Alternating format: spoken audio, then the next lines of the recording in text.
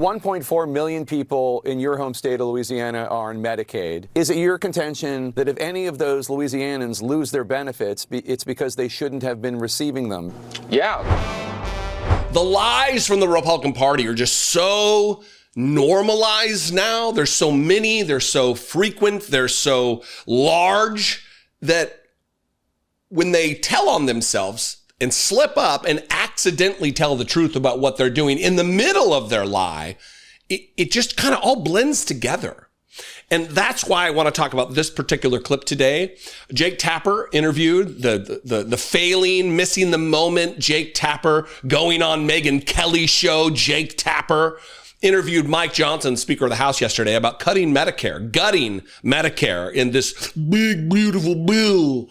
The tax scam bill that they're going to not make permanent, but certainly extend for many years this cash grab from the richest people in this country that are going to put us in debt by billions of dollars more while they act like they're fiscal. It's all a whole bunch it's a mess.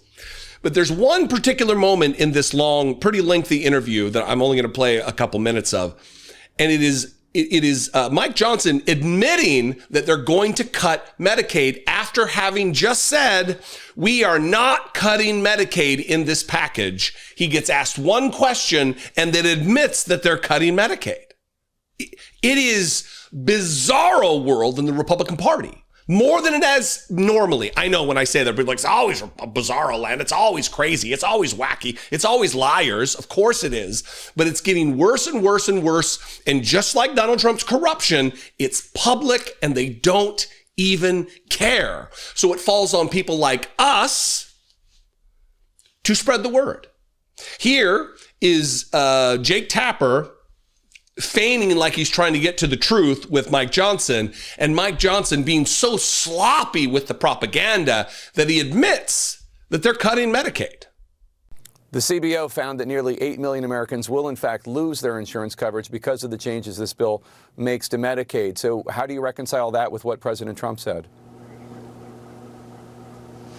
It's directly in line with what the president said. I've said the same. We are not cutting Medicaid in this package. There's a lot of misinformation out there about this, Jake. The numbers of Americans who are affected are those that are entwined in our work to eliminate fraud, waste, and abuse. And what do I mean by that? You got more than 1.4 million illegal aliens on Medicaid. Medicaid is not intended for non-U.S. citizens. It's intended for the most vulnerable populations of Americans, which is pregnant women and young single mothers, the disabled, the elderly. They are protected in what we're doing because we're preserving the resources for those who need it most. You're talking about 4.8 million able-bodied workers, young men, for example, who are on Medicaid and not working. They are choosing not to work when they can. That is called fraud. They are cheating the system. When you root out those kinds of abuses, you save the resources that are so desperately needed by the people who deserve it and need it most. That's what we're doing, and that's why this is the morality of what we're doing here is precisely right, and it comports with all the public opinion polls. When people ask whether young men, for example, who are able-bodied and have no dependents should be working, everybody says yes, and that's what our package does. So these estimates that you're hearing are accurate, but it's dealing with those numbers of people in the population, and that's going to make preserve the program and strengthen it for those who need it most. So 1.4 million people in your home state of Louisiana are on Medicaid.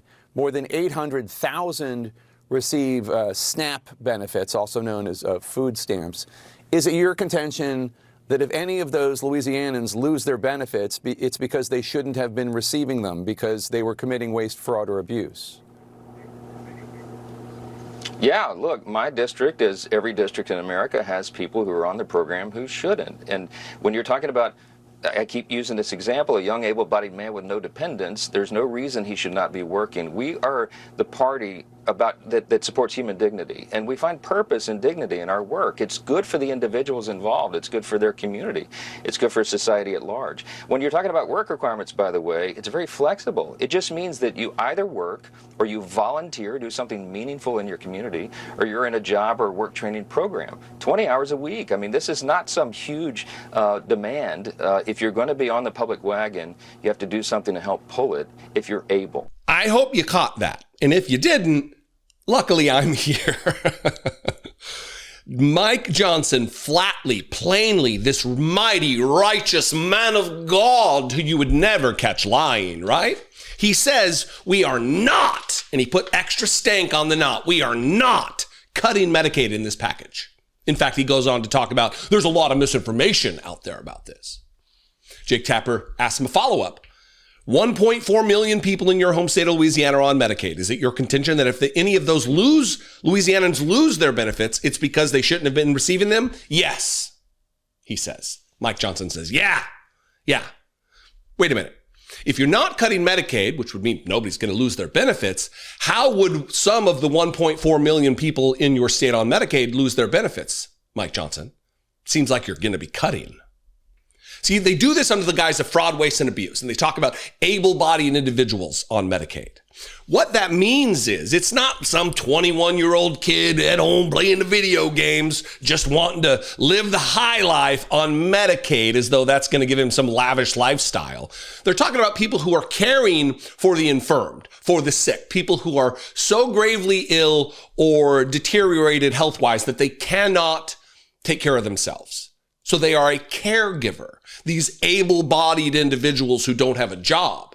Well, they don't have a job in the sense they don't go down to Starbucks and work, but they have a job in that they're caring for a loved one. Therefore, they need a little bit of a stipend to be taken care of.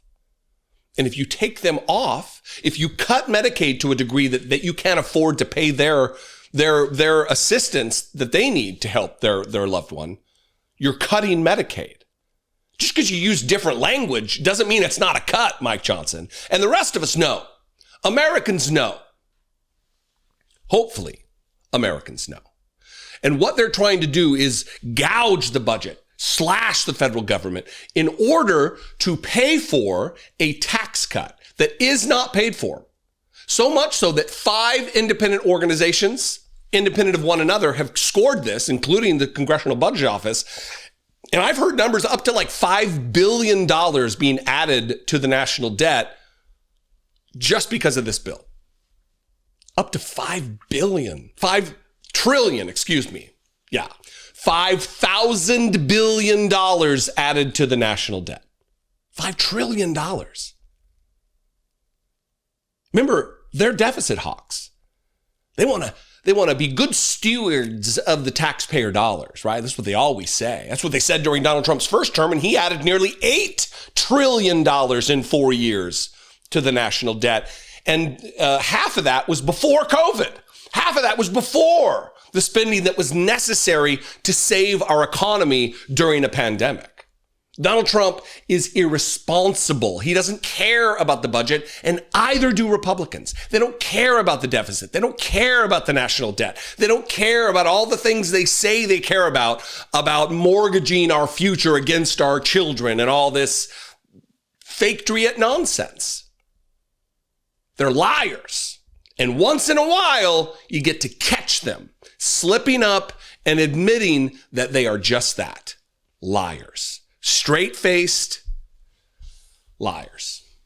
What do you think? I invite you to this conversation. You can comment below. You can also call the voicemail line 714-576-4054. And of course, as always, you can email me daily@dollemore.com. I'm going to go. Need to take care of myself, get some medicine in me, and maybe go take a nap. I will see you next time. You can follow me on social media if that's your thing. I'm at Dollemore just about everywhere. And I'll see you next time. Until then, be genuine. Take care of one another.